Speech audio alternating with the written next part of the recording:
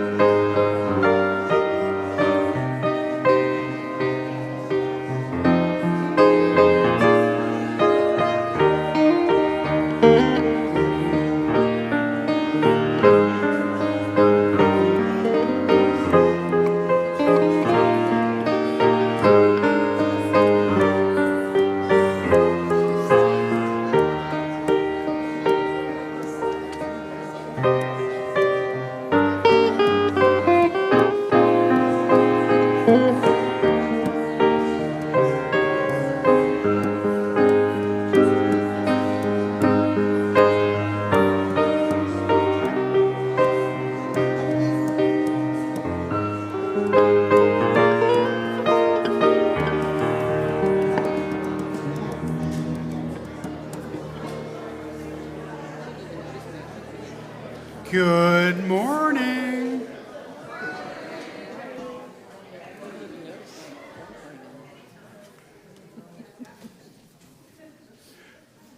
Good morning and welcome to First Parish Brewster.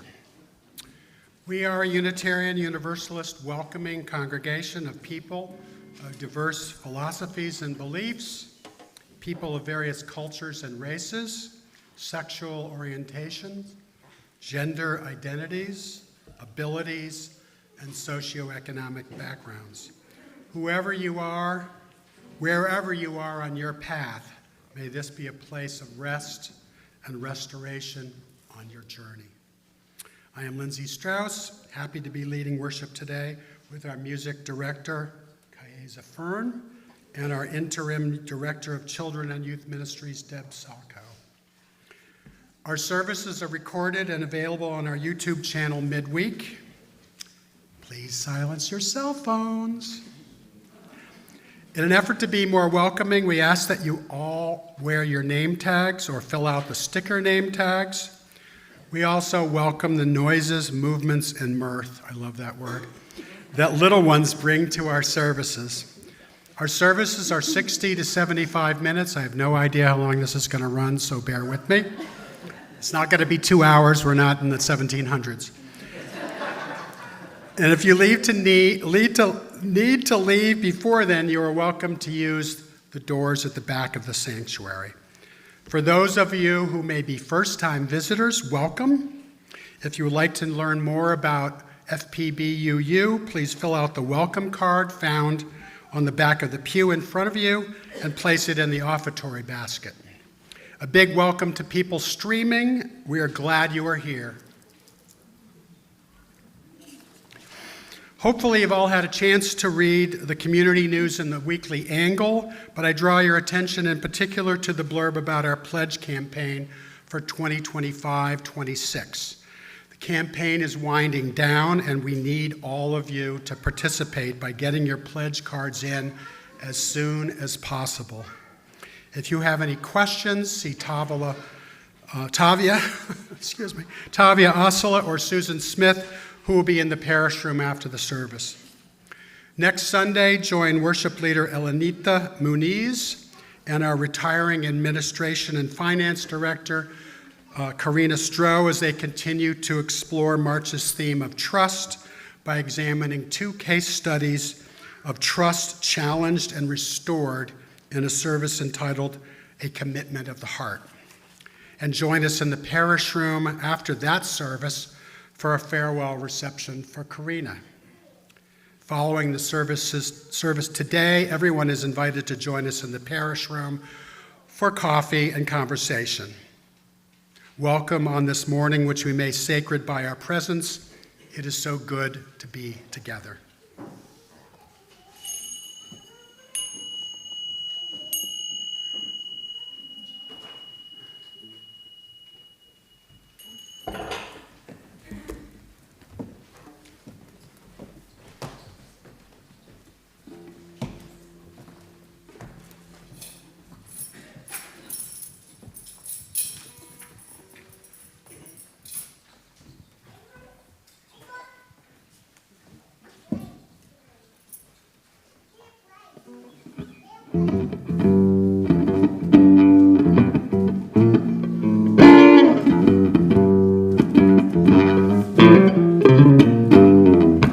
Love, would you guide my feet? Love, would you light my path? Love, lead the way.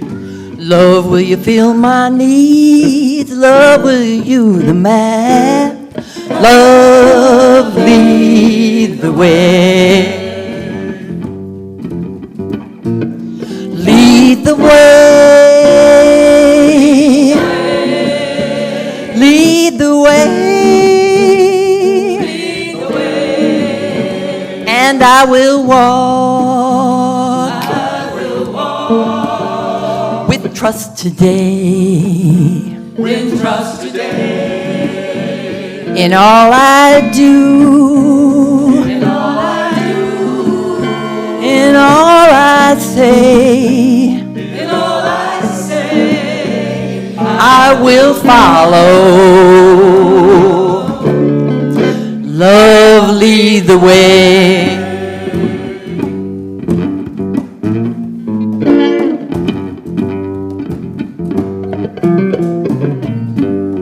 When I don't know what I'm doing, when nothing feels okay, love, lead the way. When everything feels broken and I'm holding fear at bay, love, lead the way. Lead the way. Lead the way. And I will follow. With trust today. With trust today. In all I do. In all I do. In all I say. In all I say. I will follow. Love, lead the way.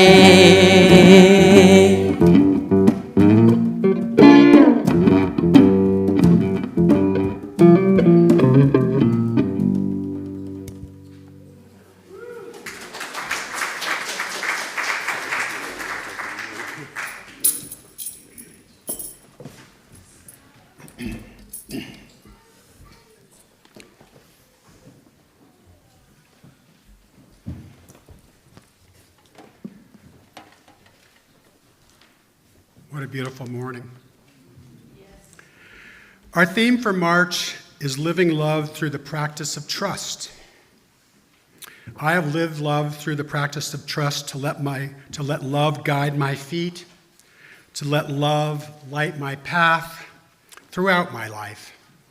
But never more so when I decided now, incredibly, almost 25 years ago, to place trust in myself, in the power of love for myself and the love of others towards me, especially in this congregation, to come out as a transgender woman. As I have been fond of saying over the years since, I likened the leap of faith I took in transitioning to one that Indiana Jones took. Faced with a seemingly impassable chasm, he remembered the cryptic instructions his father gave him for passing this obstacle.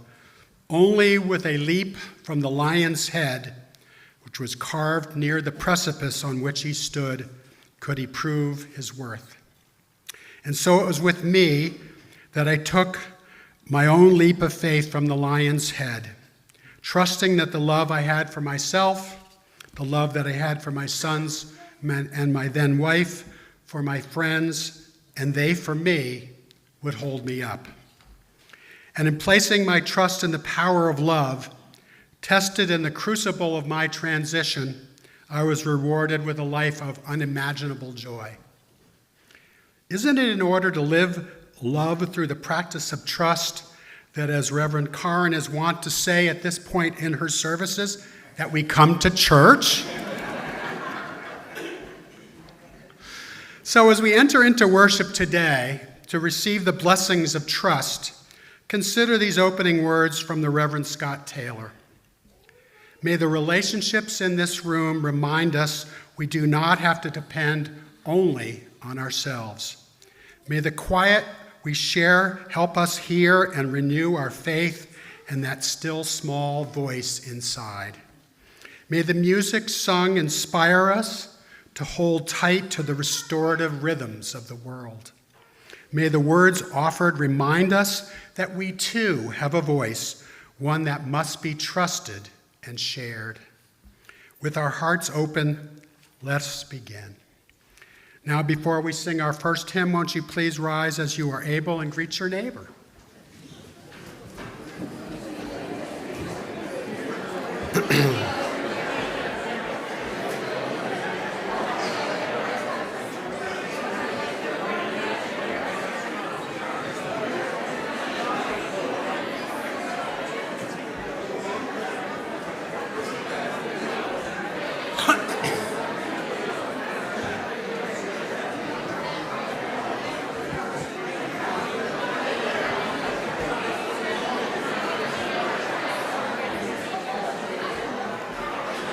We're going to sing an opening song today from the Teal Hymnal. Good morning, everybody. Let's sing Lean on Me, which is the Teal Hymnal 1021. Away.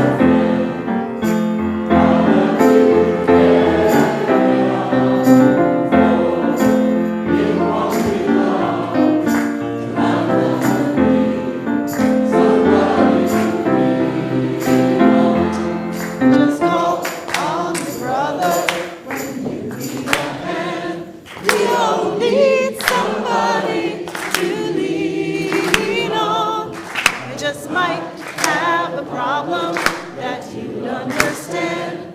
We all need somebody to lean on.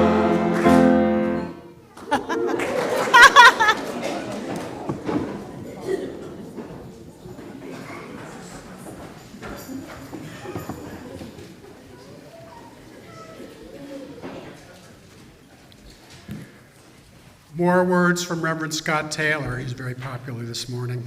I'm not trying to curry favor with Karin or anything, but perhaps I am. We gather again with joy and gratitude, but also with pieces and parts that are worn out and worn down, wanting once again to trust, to believe that hope is not as fragile as it sometimes seems, that division is not as deep as it sometimes appears. And so we light this flame as an act of faith, a reminder, a redeclaration, a rekindling of the trust that darkness can't ever shut out the light, that kindness is more powerful than we know, that humility and accountability allow us to change, that together we can most certainly bend the arc of this miraculous universe towards beauty, towards justice, towards love. So now please join me in our affirmation. We believe in love. Love is the doctrine of this church. We believe in truth. The quest for truth is the sacrament. We believe in helping others. And service is our prayer. We believe in the sacredness of life. To the end that all souls shall grow in harmony with the Lamb.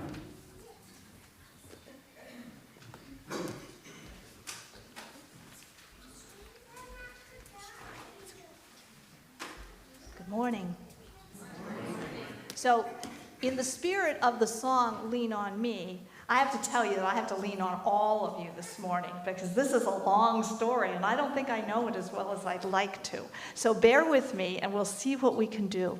This is a wonderful children's story. It's called Giraffes Can't Dance, and I suspect some of you know this story at your homes, right? I bet. How many of you have this? Do you have this at your library at home? Okay. And many of you might or might not have little people that have this story around. It's written by Giles Andre and Guy Parker Reese. They made those long names to help me. And this story this morning, I want you to think about where trust comes in and where it comes into the idea of kind of, you know, sometimes you just have to jump. You just have to trust that things are gonna be okay, like I'm doing right now. It's a story about a giraffe. Gerald was a tall giraffe. His neck was long and slim, but his knees were rather crooked and his legs were rather slim. He was very good at standing still and munching shoots off trees, but when he tried to run around, he buckled at the knees. Now, every year in Africa, they held a jungle dance where every single animal came to skip and prance, kind of like the gala ball. But this year, when the day arrived, poor Gerald felt so sad because when it came to dancing, he was very, very bad. So he took a great big breath and made his way forward to the floor. But the lions saw him coming, and they all began to roar. The warthogs started waltzing. The rhinos rock and rolled. The lions danced a tango that was elegant and bold. The chimps all did the cha-cha with a rather Latin feel. And the 8 baboons teamed up to form a splendid Scottish reel. And Gerald, well, Gerald crept to the floor. And as he got there, all the animals noticed and they cried out, "Oh, Gerald, what are you doing? You are such a clumsy clot." I've lost this. They called out, giraffes can't dance, you silly fool. Oh, Gerald, you are so weird. Well, Gerald simply froze up. He stood there on the spot. They're right, he thought. I'm foolish. I am such a foolish clot. Then he crept off of the dance floor and started walking home. He'd never felt so very sad and all alone. Then he came into a clearing, and he looked up at the sky. The moon can be so beautiful, he whispered with a sigh. Excuse me, said a cricket who'd seen Gerald earlier on. But sometimes when you're different, you just need a different song. Listen to the trees, and listen to the swaying grass, and listen to the trees. For me, my favorite music is that music of the breeze, the branches in the breeze. So imagine that lovely moon is playing just for you. Everything can make music if you really want it to. What's next, Laura? I was just thinking, Everything makes music if you really want it to.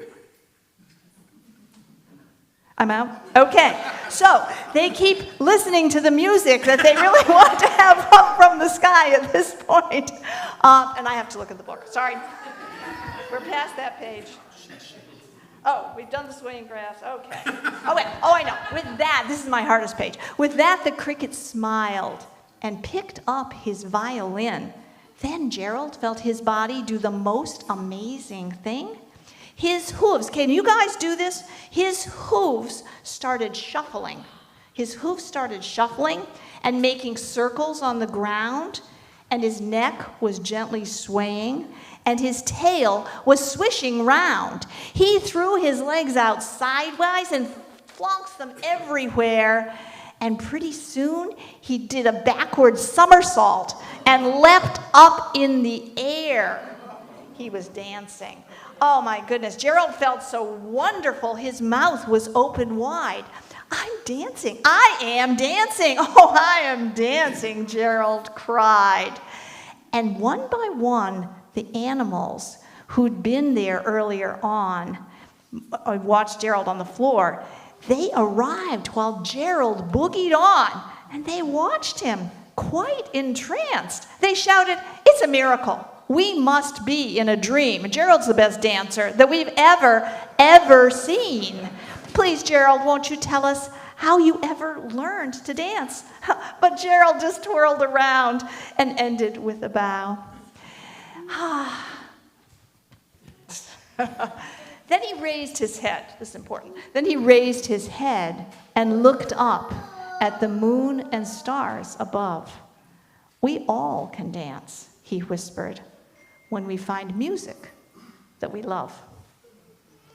And so this morning, our challenge is to find that music that we love and to trust that when you jump off and you try to dance and you throw your feet out wide and you leap up in the air, that you're going to land somewhere okay and that it's going to be okay. And we're going to go leap around outside.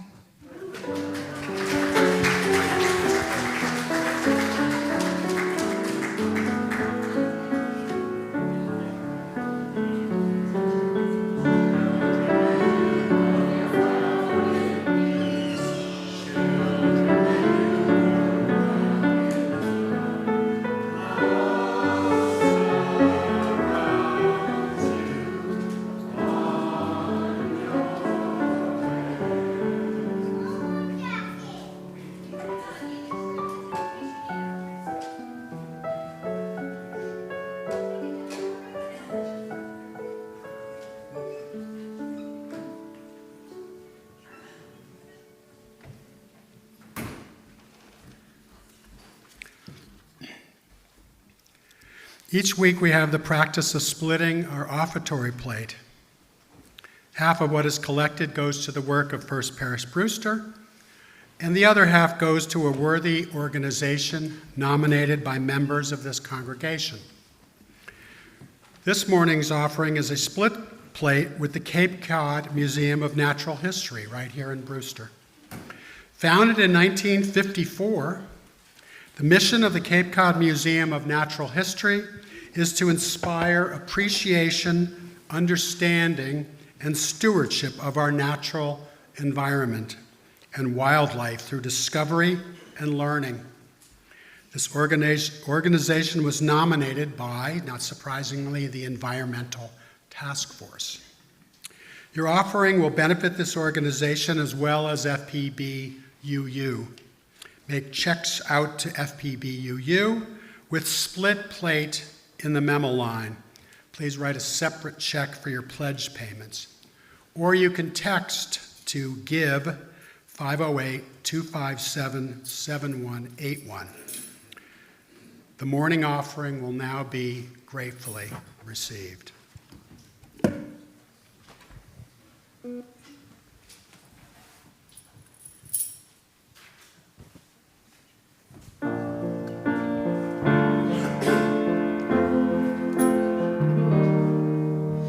Oh,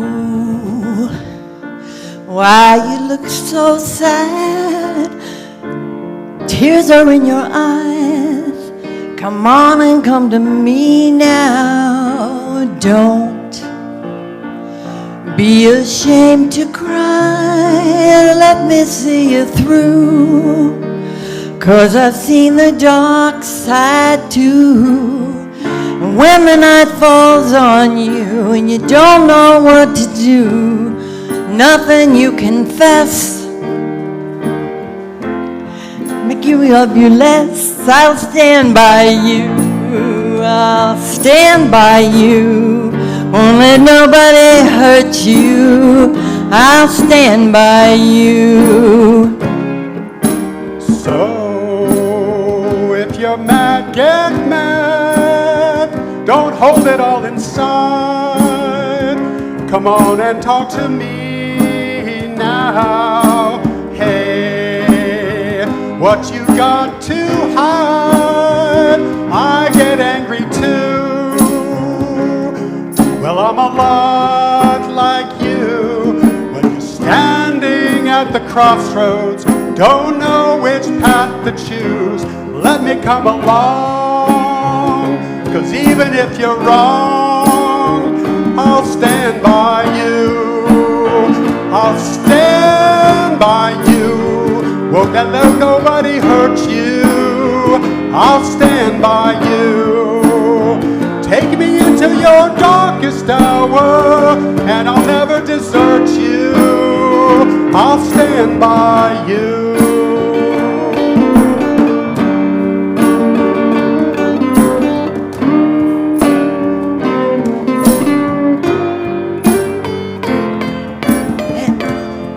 And when the night falls on you, you're feeling all alone, you won't be on your own. I'll stand by you.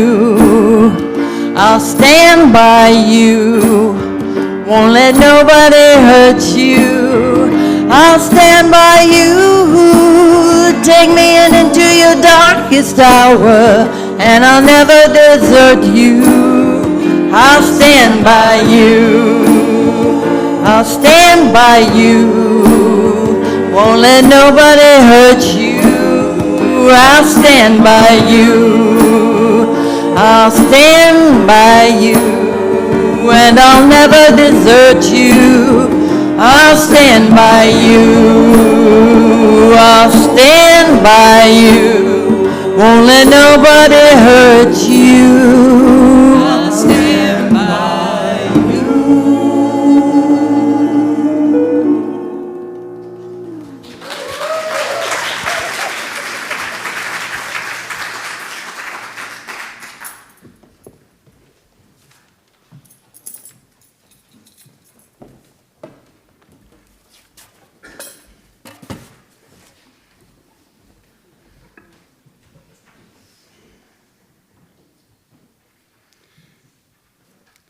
The reading this morning is a poem called Growing Trust by Rosemary Watala Trommer. Now, since I've tasted trust in life, why would I ever slip into armor? The armor of an insincere smile, sometimes as dangerous as the armor of a sword. Why would I ever try to know what to say, how to act, how to plan, when with zero effort of my own, life itself will move through me, will rise up in me to meet myself. Of course, like the child I am, I forget this trust. I slip back into habit, believe I need protection, fear I am isolated. But I have fallen in love with life at a time when that might seem impossible. And this strange fact alone seems enough to remind me to ditch the armor, to cast wide my arms, to unsheath my heart and say, yes, life, I trust you. I serve you. Why would I not trust life? It would be like a seed evading the rain, like a sunflower just unfurling, trying to avoid the sun.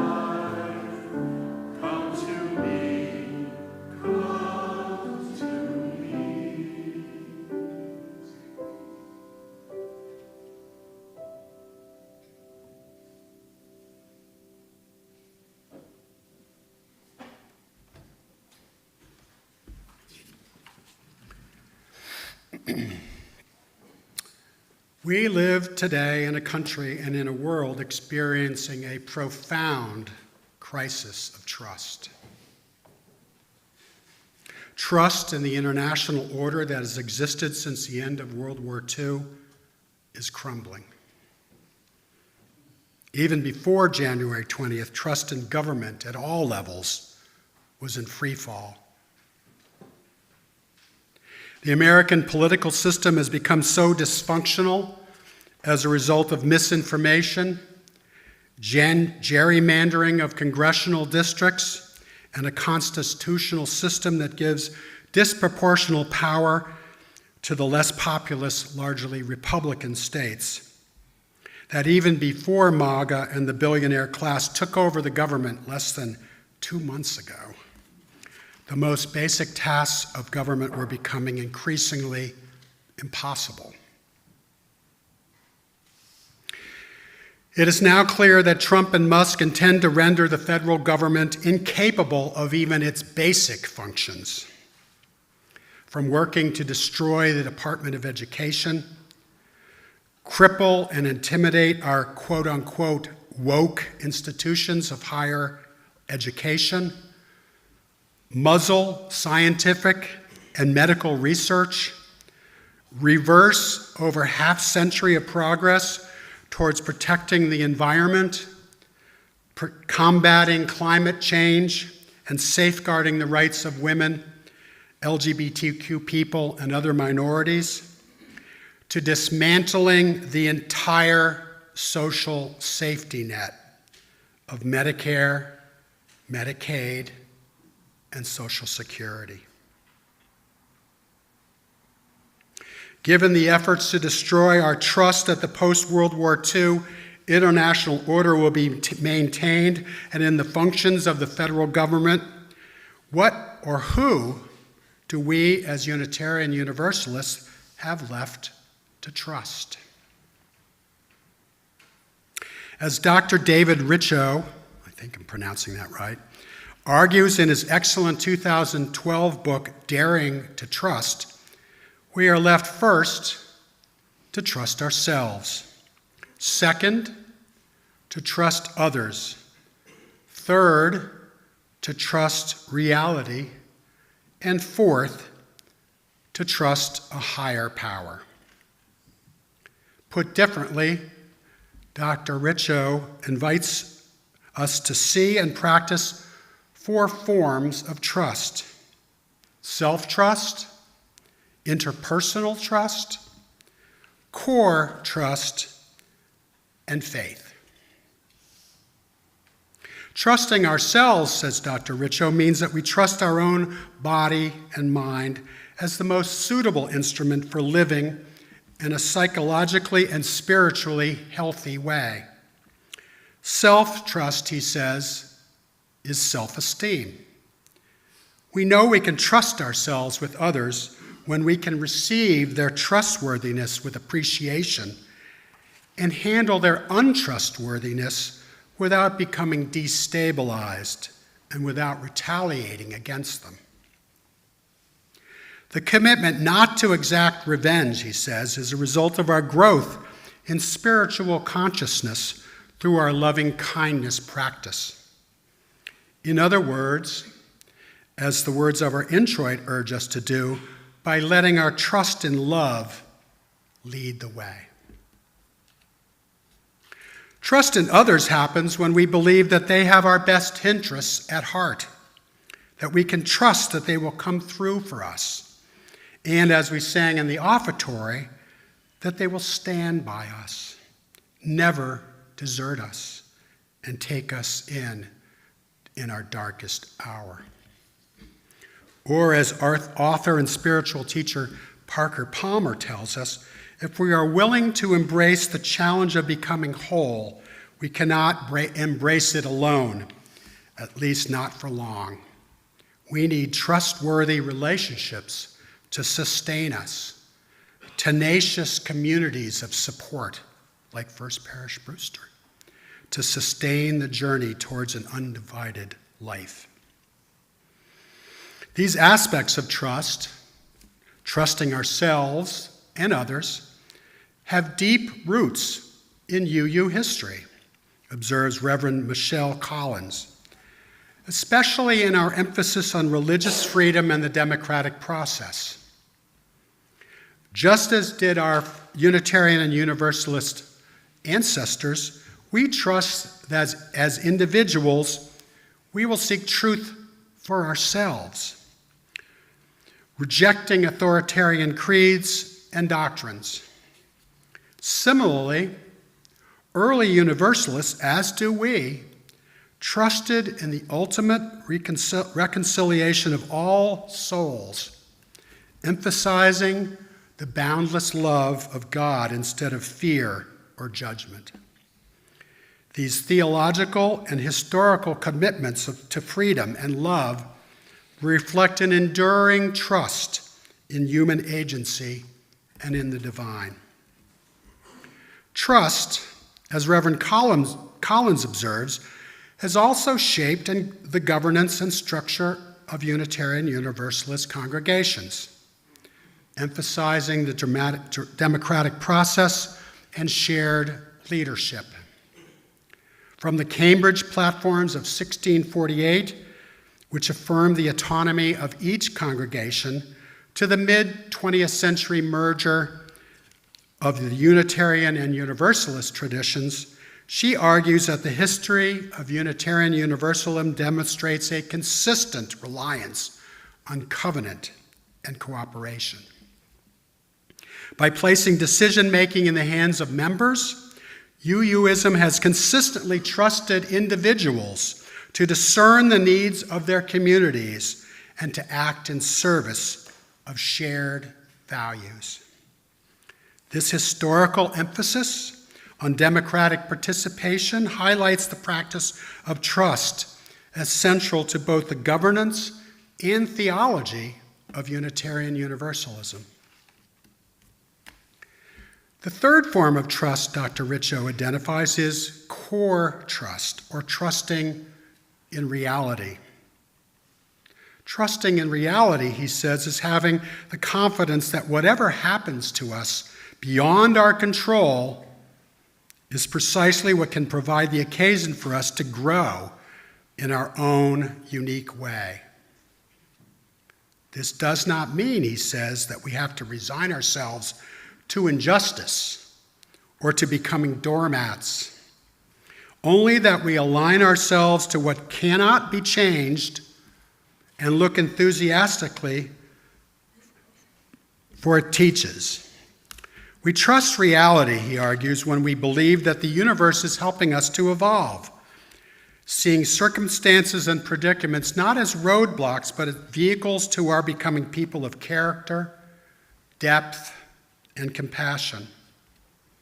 Accepting the bumps and misfortunes of life without reserve is how, he argues, we show our trust in the world as it is, to allow us, echoing the words of the AA Serenity Prayer, to accept what cannot be changed, to have the courage to change what can be changed, and the wisdom to know the difference. Finally, trust, says Dr. Richo, can move in the direction of faith, trusting in a higher power. That means a belief in a personal God or in any force or spirit in nature or the universe that transcends ego and can be relied upon for grace and support. It is possible, of course, to have a belief in a transcendent power without having faith in a literal God. For some of us, the transcendent power may be a belief in nature or in humanity, an appreciation or trust that allows us to feel at home in the world, giving us a sense of safety and reassurance. Confidence in the meaningfulness of the world, he suggests, can be the equivalent of trust in a personal divine presence behind it all. A concept of hope as presence, so beautifully captured in the Rodgers and Hammerstein song from Carousel that many of you will recall we sang as our closing song at the service I led on the Sunday after the 2024 election. A song which tells us that if we walk on with hope in our hearts, we will never walk alone. If, as UUs, we trust that within us all are the qualities of goodness, love, enlightened wisdom, and equanimity, they are always ready to be actualized, to turn potentialities into powers, to be the inner resources on which we can rely as we face life events and people and all the challenges they present. Trust in what happens to us as the way the divine unfolds and incarnates itself in our daily life allows reliance, he says, on one immensely heartening belief.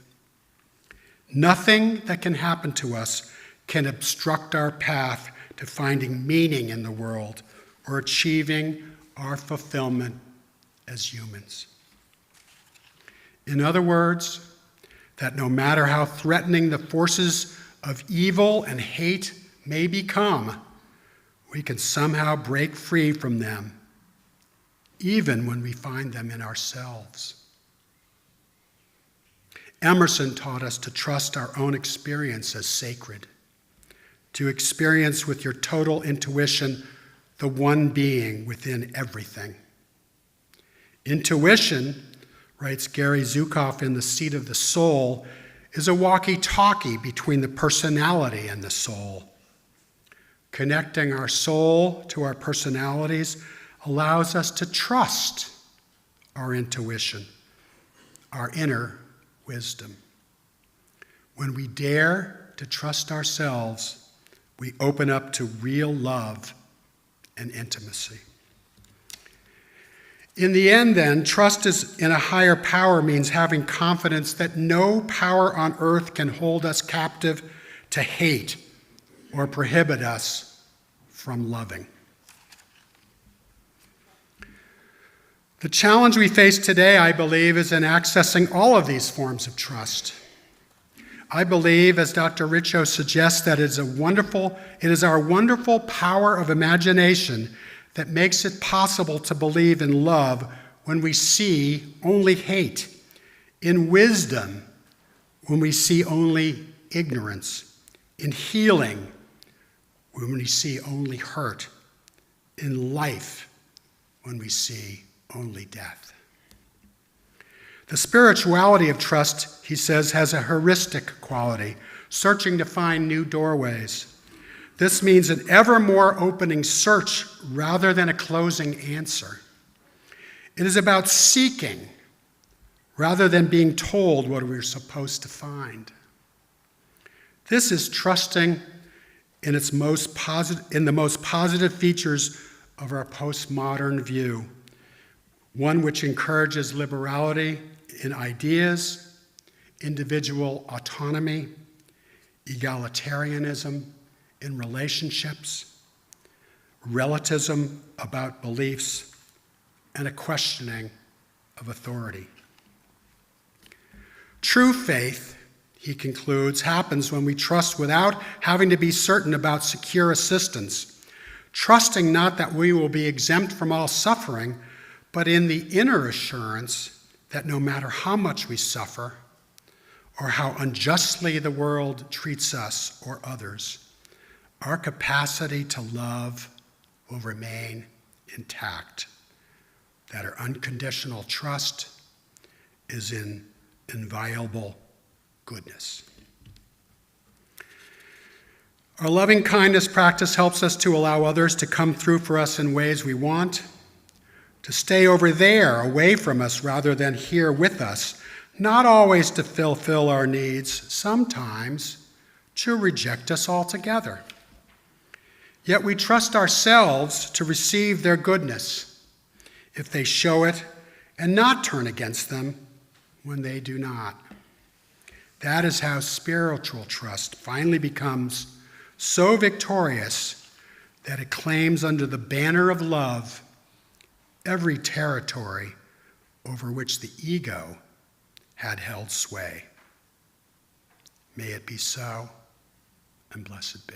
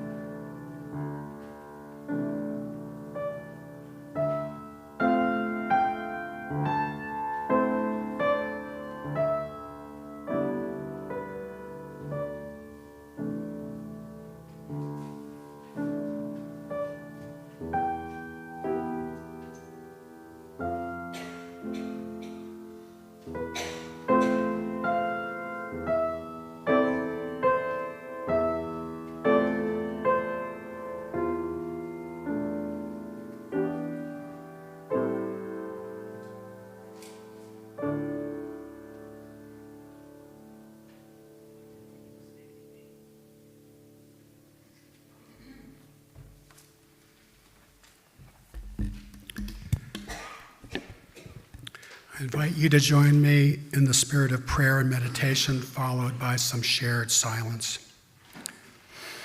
Please get comfortable in your seat and take a deep breath with me now. These words from Reverend Gretchen Haley. What's going to happen? Will everything be okay? What can I do? In these days, we find ourselves too often stuck with these questions on repeat. What's going to happen? Will everything be okay? What can I do? We grasp at signs and markers, articles of news and analysis, Facebook memes and forwarded emails, as if the new zodiac capable of forecasting all that life may yet bring our way, as if we could prepare, as if life had ever made any promises of making sense or turning out the way we thought, as if we are not also actors in this still unfolding story. For this hour, we gather to surrender to the mystery, to release ourselves from the needing to know, the yearning to have it all already figured out, and also the burden of believing we either have all the control or none.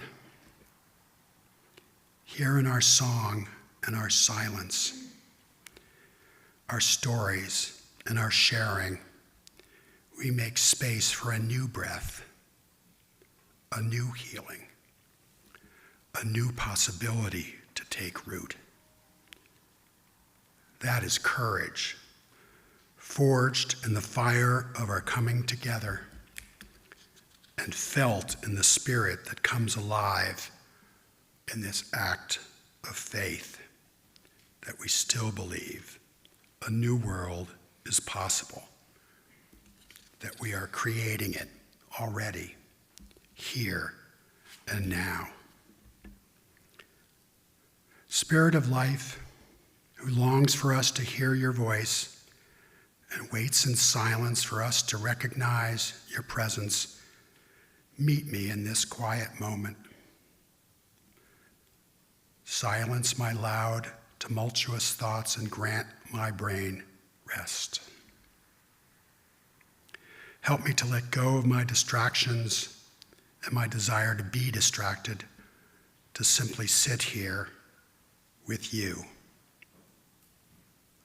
We can all use a moment of peace, to count our breath, to quiet the noise, to let our spirits be still. When all we have left at us is a moment of silence, help us trust that it is enough, and you'll take care of the rest.